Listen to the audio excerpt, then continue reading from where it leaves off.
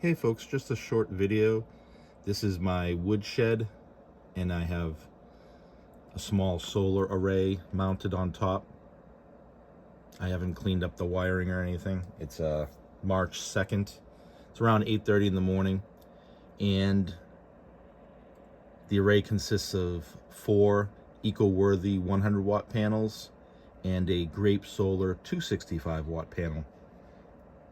The recommendations are to not mix and match panels, but the math works out sort of to over panel my Delta 2 with the extra battery.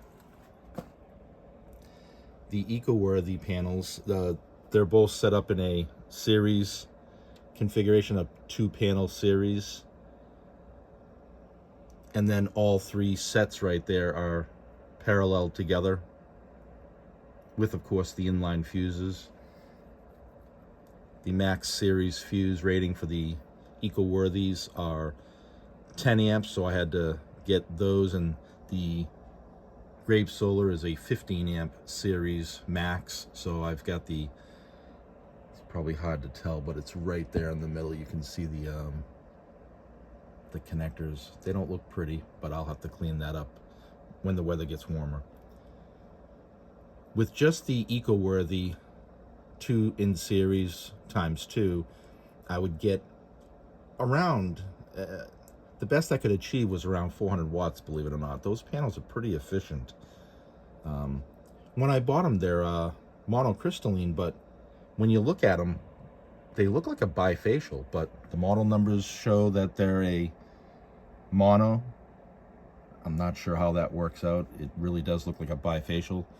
And the fact that they can achieve 100% or more leads me to think that they are bifacials. But anyways, so I'd get up to 400 watts, which was really impressive. But I wanted to get more out of the array with this Delta 2. So I added the Grape solar that I got from my friend for, I think I paid $60. And I think it's an older panel. It's heavy. But it works really well. When I had just that, testing it out, I would achieve like a best of like 255 watts, which is really, again, it's pretty impressive for a 265 watt panel to achieve pretty close to that. But clearly that's a mono panel because it's all white on the back. With those 3 panels, they're all configured in parallel with the inline fuses. And if you look at the power meter,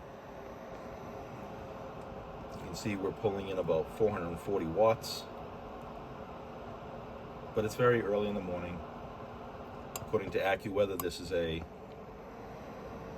very luminous day, scale of 9, rating of 9, so it's a very bright day, and I expect this to go up to 500. Sometimes it'll go a little over 500, like 513 or so for a moment, and the power station's consuming about 13.4 amps right now. Adding the Grape solar, it did lower the voltage, of course, across the series, across all 3 sets when you do it in parallel. But that was okay because it just simply minimized the incoming, which is good because this Delta 2 can only do the 500 watt maximum, 15 amps. This is showing the extra battery. It's sending 40 watts to the main unit.